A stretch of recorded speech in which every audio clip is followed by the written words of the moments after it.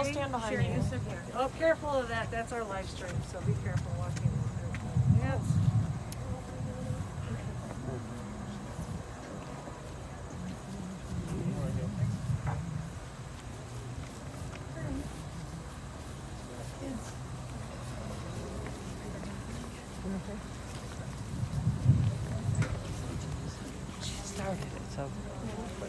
I'm just going to double check.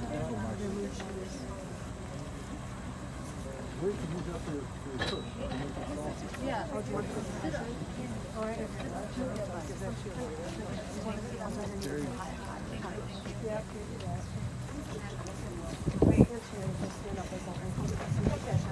You're right, sir. Don't trip. Shari, then here I am. You're thinking of that way. You don't have one. Lauren's got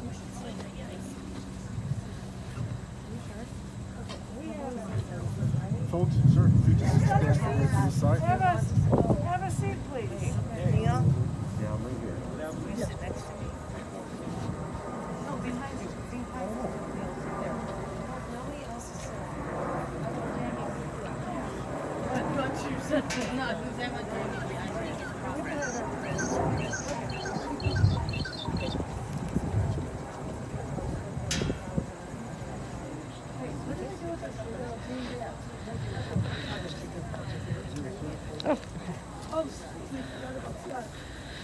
So scared.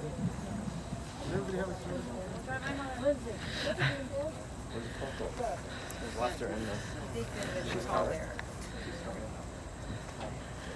Hi, family and friends. We are going to begin the funeral service for Mrs. Esther Varon. Also, anybody visiting us live stream, on behalf of the family, thank you.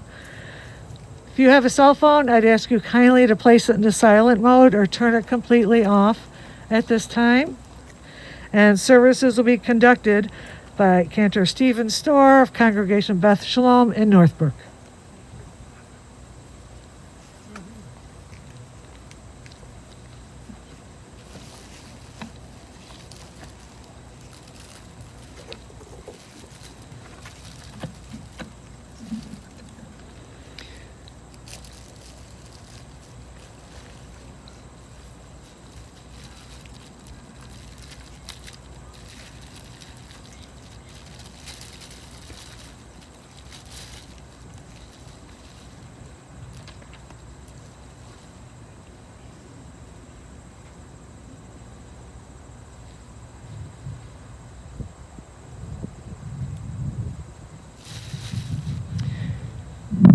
Today is a little bit different of a funeral service in that it is part of the Jewish holiday. And so some of the things you might be used to hearing at a funeral you might not hear because those are suspended because of the joy of the season in which we are in, the holiday of Sukkot, which is about to come to an end, and then the celebration of a holiday which a lot of us enjoyed as children, Simchat Torah, which is dancing the Torahs and a lot of candy. So if you're waiting to hear a specific prayer, you may just not hear it today. מכתם לדוד, שומרני אל כך עשיתי בך, אמרת לאדוני, אדוני אתה, טובתי באה לך. לקדושים אשר בארץ המה, ואדירי כוכב סביבם, ירבו עצבותם אחר מהרו, בלסיך נזקיהם מדם, ובלעשת שמותם על שפתי. אדוני מנת חלקי וחוסי, אתה תומך גורלי, חבלים נפנו לי, בנימים נף נחלת שופרה עלי, אברך את אדוני אשר יצאני, אף לילות יסרוני חיליותי, שיביתי אדוני לנגדי תמיד, כי ממני בא למות, לכן שמח ליבי, ויגל כבודי, אף בשרי ישכון לבטח, כי לא תעזוב נפשי לשאול. לא תיתן חסידך לראות שחת, תודיעני אורך חיים סובה שמחות את פניך נעימות במנחת נצח. A cursory translation of this Psalm of David. says, "Protect me, O God, for you are my refuge. I have said to Adonai, you are my guide. There is no divine being beyond you. I have set you before me always. Thus I feel God so close, and I shall not be shaken. My heart exalts and my spirit rejoices, and my body rests secure. For you will not abandon me, O God. You will save and protect my soul. You will show me the path of life to the full joy of your presence and to the bliss of now becoming close to you forever."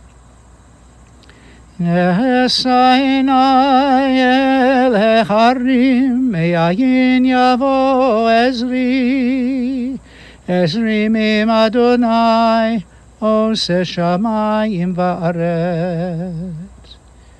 Al yiten lamot raglecha, al yanum shomrecha, hine lo yanum velo yishan, shomer Yisrael. Adonai shomrecha, Adonai tzilcha al yad yaminecha, yom hamashemesh lo yakeka v'yarech balayla. Adonai yishmor tzetecha v'oecha, me'ata v'yad olam. Adonai yishmorcha mikora, yishmor et nafshecha. In times of trouble, I turn my eyes to the heavens, to the mountains, to seek from where will my help come. I now come to know that my help always comes from you, God, maker of the heavens and the earth. God will not let our foot slip, for our guardian does not slumber. The guardian of Israel neither slumbers nor sleeps. God is our protection. The sun will not strike us down by day, the moon shall not harm us by night. God will guard our coming and our going into this world and for hereafter. God guards our coming and our going.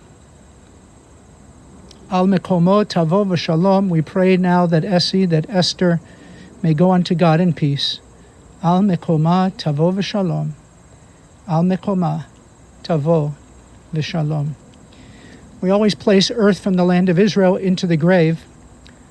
The quotation of Scripture says, "Vayoshav ha'afar al ha'aretz keshahaya." The dust returns back into the dust. We return back into nature. "V'ruach tashuv el ha'elohim asher netana." But the spirit returns to God.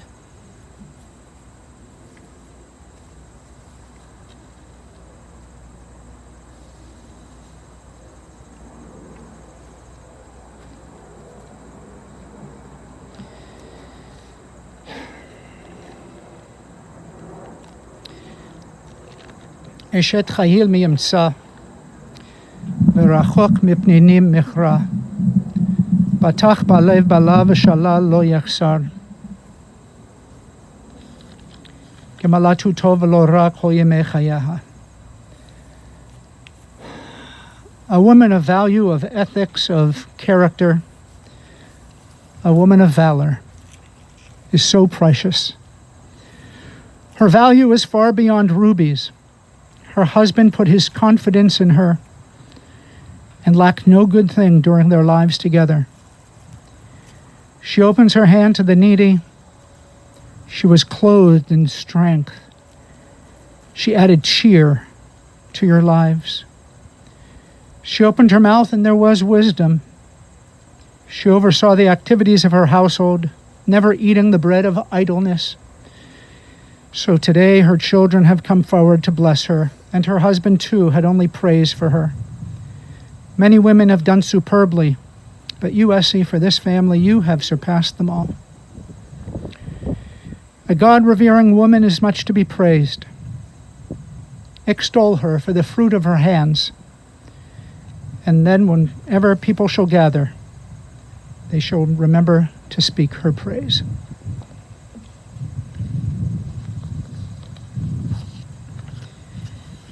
This is usually the time for the eulogy, the tribute. Unfortunately, her daughters had nothing nice to say about her, but I'm going to say it anyhow.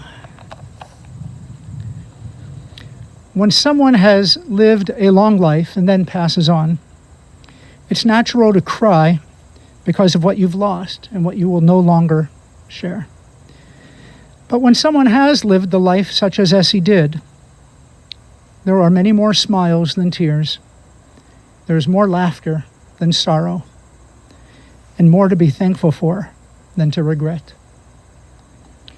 She was the loving daughter of Solomon and Rachel, and sister to her 10 siblings: Herman, Dorothy, Charles, Victoria, Michael, Tilly, Bessie, Anne, Irene, and Robert. And she became cherished by their spouses and families as well. She also became part of the lives of Victoria and David, Al's siblings, and then their families. There were countless cousins who deeply loved her, and how she loved her history in the Aronesti Cousins Club.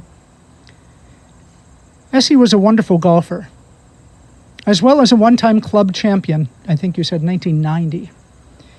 And she had, I'm sure you know it, 3 holes in one in her golfing career. So just ask her, "Essie, have you had a hole in one?" She said, "I did." Again. As many holes in one that she had, there are so many holes in your hearts today as you feel her uplifting presence now waning into the dusk of tomorrow. She was always a good athlete, I was told. She was a volleyball player in high school as well as a bowler.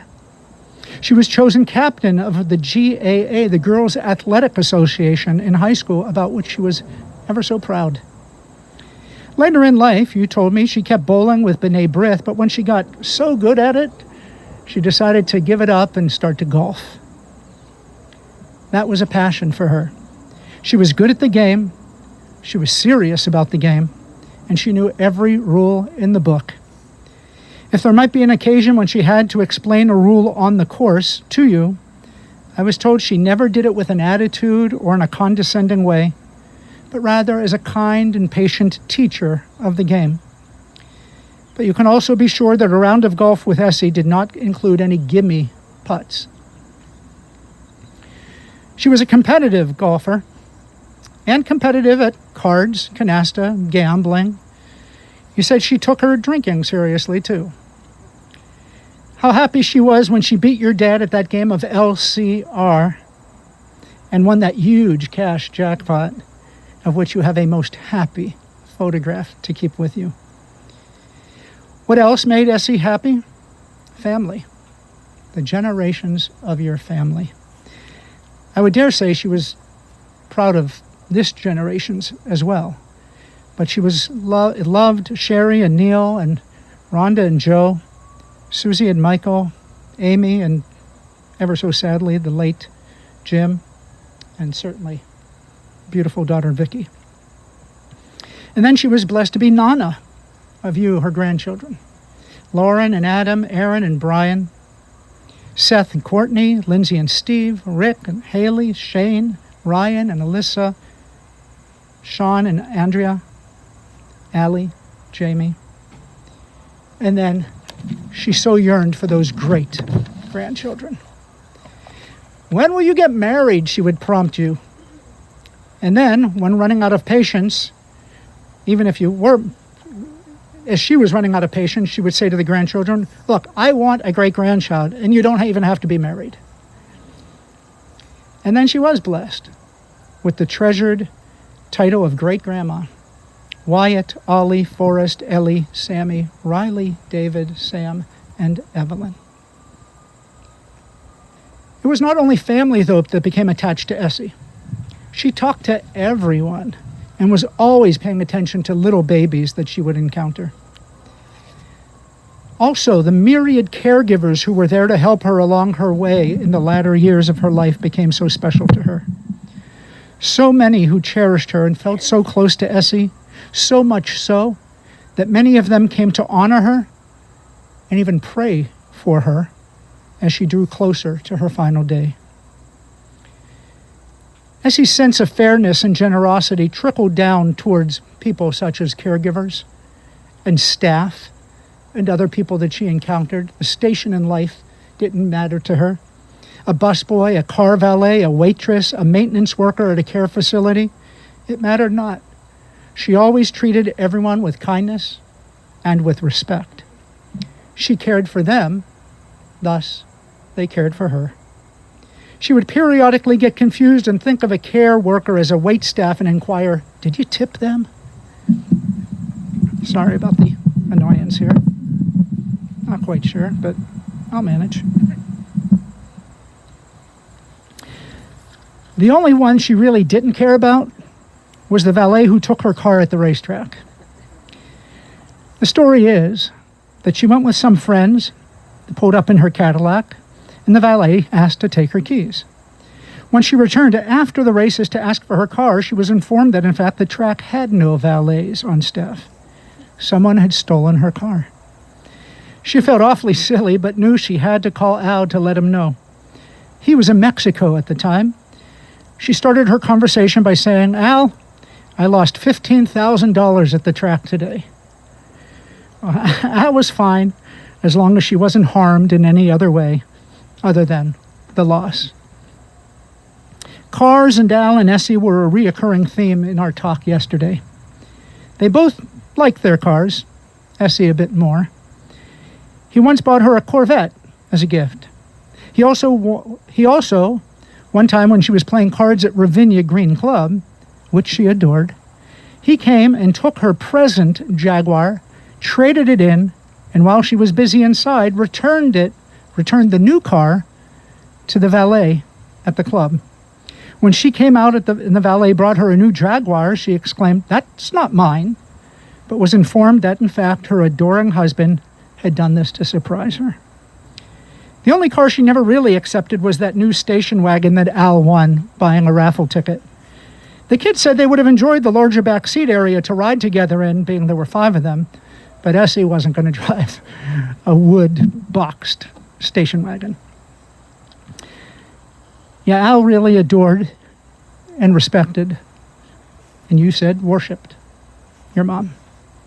They were best friends and did everything for 66 years that they were together. How they enjoyed taking the family to Lake Geneva and spending Labor Day weekend all together. And how disappointed I learned many of you would be if you just couldn't make it. The tradition started about some 30 years ago, and I am sure will continue in some manner for the years to come. What a treasure chest of opportunity to get to know one another as different people as you aged over the decades, and thus become so much more attached to one another. Many of you also enjoyed 4 cruises together with them, which had the same outcome of just being together. Trips did not need to be luxurious. They just needed to be an opportunity for time together. And Essie didn't lay any guilt on you if you couldn't be there. I'm told a couple of her quotations were, "Whoever can make it, she would advise. Just do what's good for you." That was her philosophy, knowing that each person did have a life to live, and she wanted only the best for you. As a couple, Al and Essie were connected. They were very social people and had wonderful friends, groups from their old neighborhoods, the Sephardic Temple, Ravinia Green, even when they went to Belmont Village. Everybody came to love them.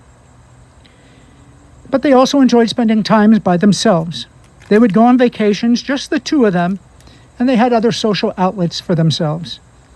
It was important, Essie would teach you, to have family time, but you also have to have you time.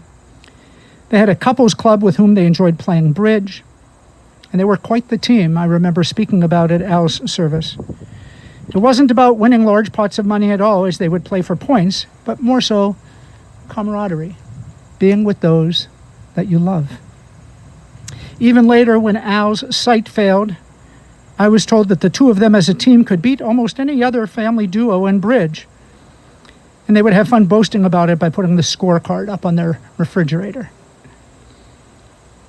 As they aged, they had their ailments, but they still managed to do everything together.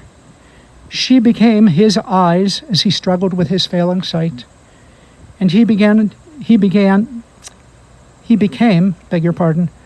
a support for her in some of her forgetfulness.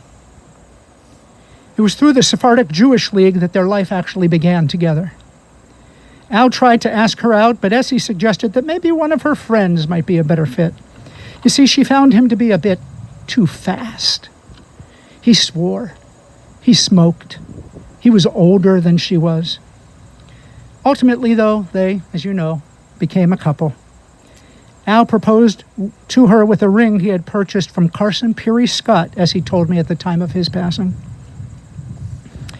The other thing they had to make it through together, I phrased that wrong and I apologize. The other thing they had to make it through together was Vicki's passing. How parents make it, I'm not sure. And many don't.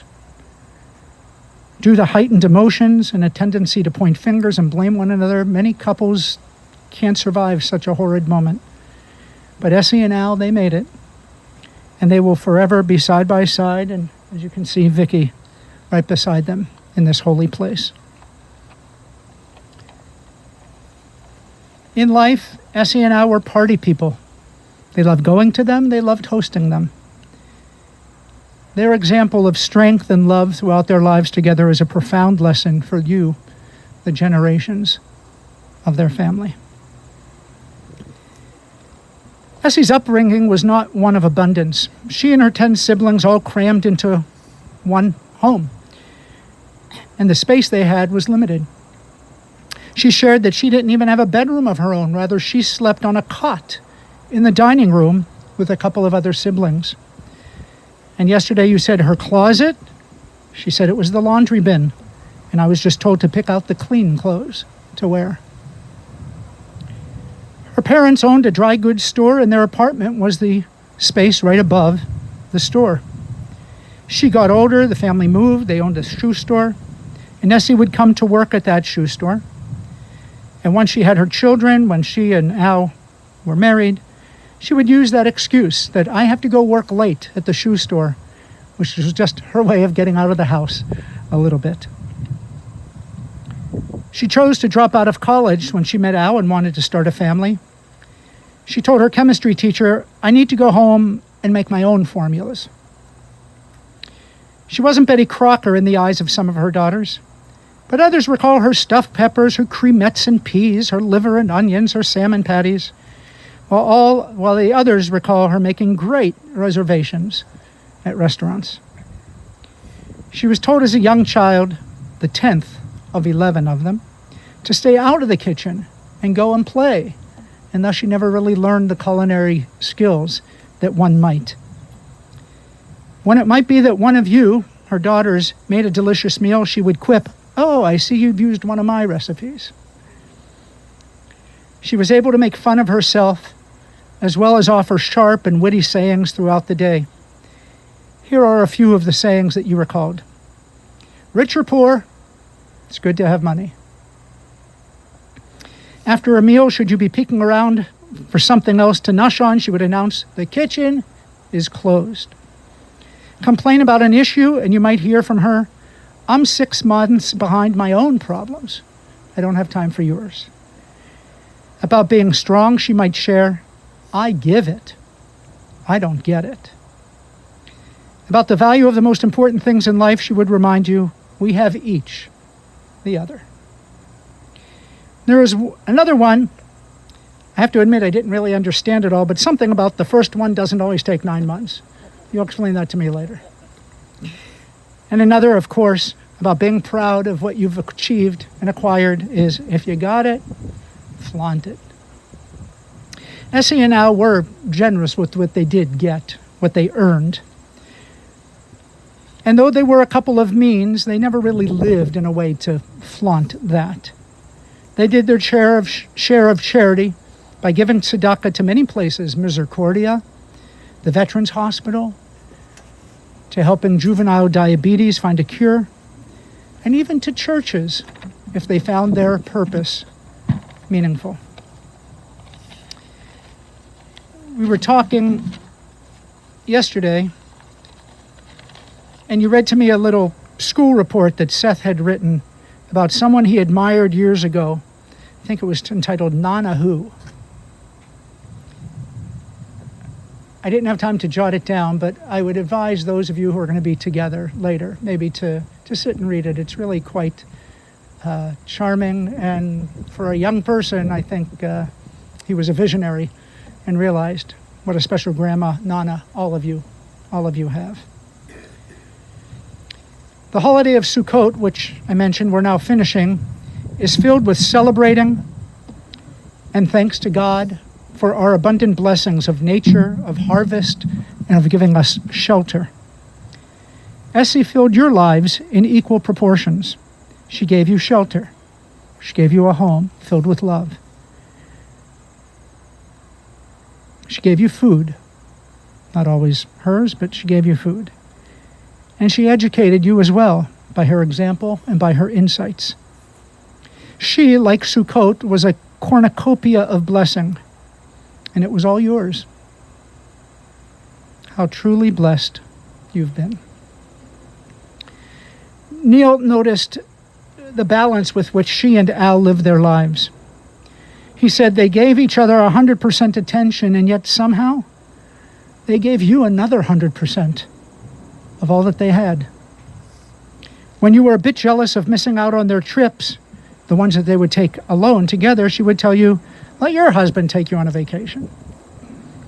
It was her subtle but not so subtle way of telling you to bug off. But you were never ignored. You were never a second thought in her mind, always primary. And to you, she was, plain and simple, the best. The best. You told me that when you were younger, you would ask your dad if he was a millionaire. And he answered, "It's just $5 short." Each of you is a millionaire. You are wealthy, having had the great treasure of Essie as your ma and your nana and your great-grandma, your cousin and your friend, and so much more. You also said, Amy, when you were in preschool, there was a little story that you would quote, and you applied it to your mom by saying, "My mother is the most beautiful mother in the whole world."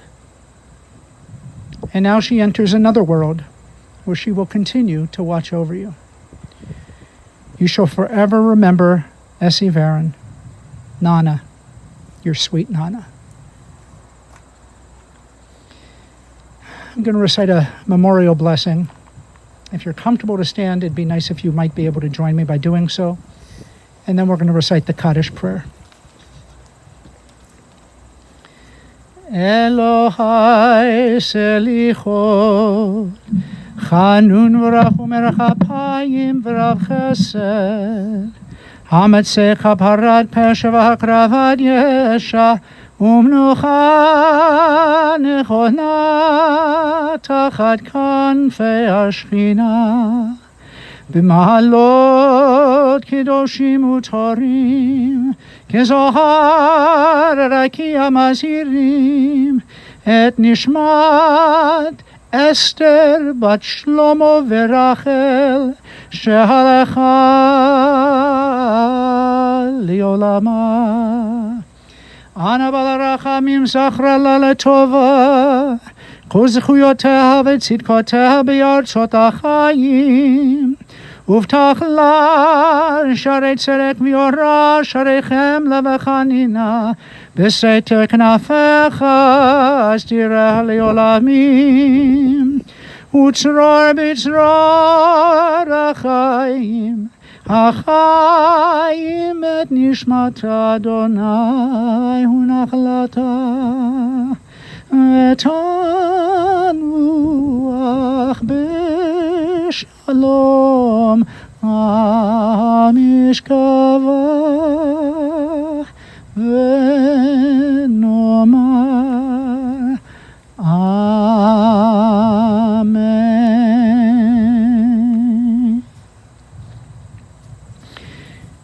Dear God, grant an infinite rest in your presence to the souls that are holy and pure, to the soul of Esther bat Shlomo v'Rachel, who has come to dwell amongst her eternal home.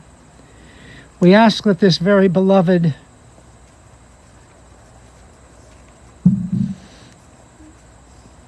master of all things mother, grandmother, nana, she did loving wife. We ask that this beloved individual find peace in your eternal embrace, and that her soul be bound up in a bond of a life hereafter, and that she only knows a sensation of peace and the love that she takes with her. Amen. Recite with me the Kaddish. Yit Gadal, V'yit Kadash, Shemei Rabbah, V'alma Divara Kir'ute, V'yamlich Malchute, V'chaye Echon, U'v'yom Echon, U'v'chaye Decho Beit Yisrael, Ba'agala U'v'zman Kariv V'imru. Amen. Yehi Shmei Rabbah Mevarach La'alam U'lalmei Almaya. Yiparach V'yishtabach V'yitpa'ar V'yitramam V'yitnaseh. V'yit hadar, v'yit aleh, v'yit halal, shemei dekudsha berichu. Le'ela minko birchata v'shirata, tushbechata v'nechemata, da'amiran ba'alma v'imru amen. Yehi shlama rabba min shmaya, v'chayim aleinu v'alko Yisrael v'imru amen. Oseh shalom bimramav, hu ya'aseh shalom, Aleinu ve'alko Yisrael ve'imru. Oseh shalom bimromav, hu yaseh shalom aleinu ve'alko Yisrael ve'imru. Amen. Just prior to us lowering the casket, we're going to cut the ribbon. The Kri'ah, you will note that the four of you wear it on your left side, an indication of the loss of a parent. Because it's a holiday, there are variants as to when you should wear it and how long you should wear it. We can discuss that after the service is over, but we're going to say a blessing. Thank God for life itself. Thank God for having brought the four of you, and Vicki, of course, a blessed memory, together as a family under the love and the umbrella of your sweet parents. And that'll keep you together forever. Say the bracha. Baruch atah Adonai Eloheinu melech haolam dayan ha'emet.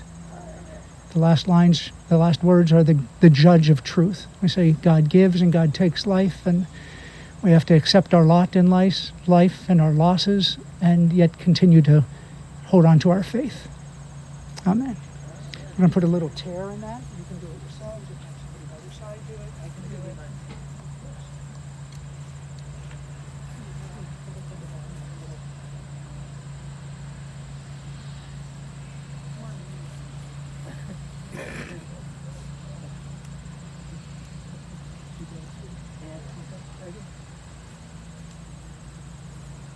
We are going to continue with the burial now, so if the family wants to go ahead and have a seat, the cemetery gentlemen are going to place the cover on, and we'll continue with shoveling some earth into the grave.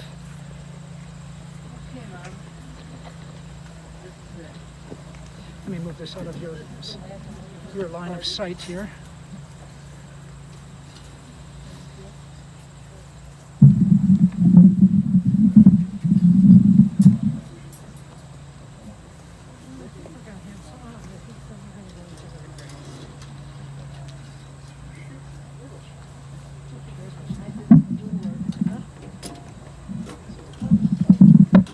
This is often at times the most difficult part of a funeral, is to be this is the closest you'll ever be in physical proximity to the person that you loved, and it's obviously painful.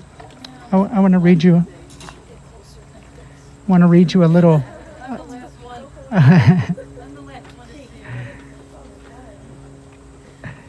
Here's a thought about the blessing of her soul.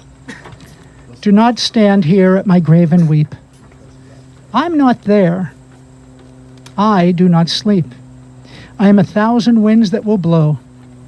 I am a diamond glints upon the snow. I will be the sunlight you see on the ripened grain, and I will be the gentle autumn's rain.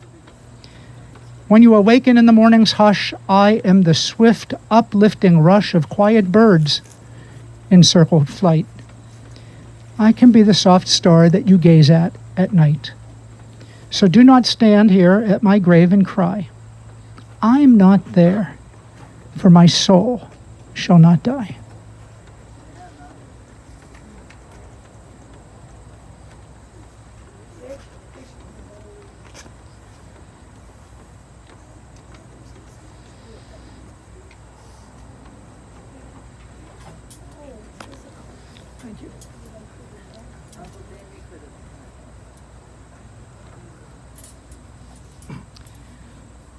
When we do participate in the burial, after the gentlemen bring the tractor over and place the vault cover on top, you can see there are shovels. Tradition is that we place 3 measures of earth on top of the vault cover as a gesture of love.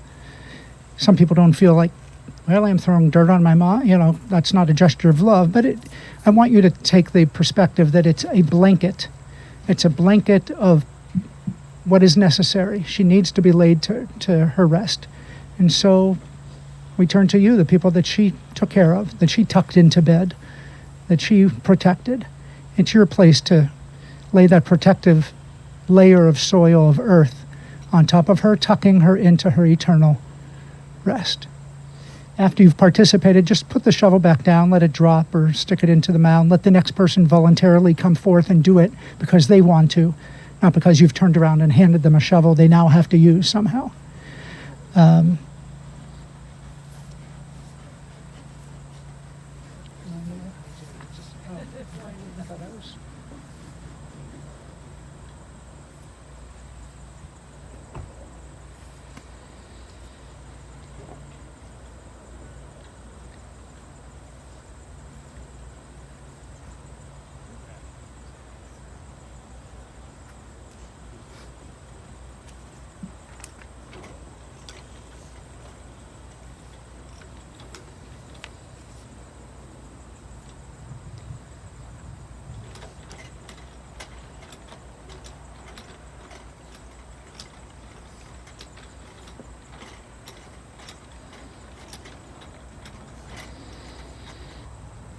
I think in Essie's spirit, we take a moment to thank these gentlemen for their assistance in this holy process.